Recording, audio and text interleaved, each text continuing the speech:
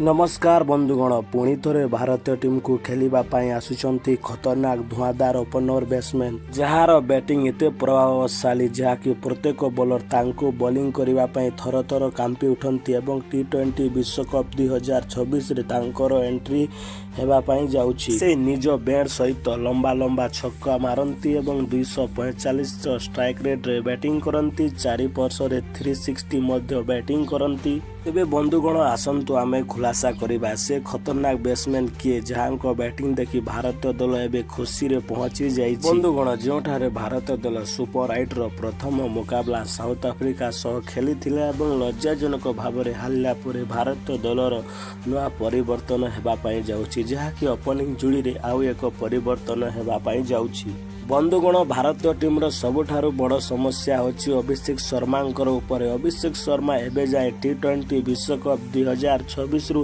तांकर बैट रु गोटे भी बड़ पारी देखा मिलू ना। अभिषेक शर्मा एबे जाए टी20 विश्वकप 5टी मैच खेलिचंती एवं 5टी मैच रे तांकर बैट रु 45 रन आसीचंती।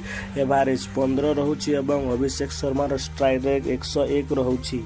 भारतीय टीम रे एंट्री होइछि ओपनिंग भावरे मयंक अग्रवाल। मयंक अग्रवाल बहुत दिन धरी पुणी थोरे टीम इंडिया रे वापसी करिबा पाई जाउछंती। मयंक अग्रवाल निजर डेब्यू 2020 रे टी20 फॉर्मेट रे डेब्यू करिथिले।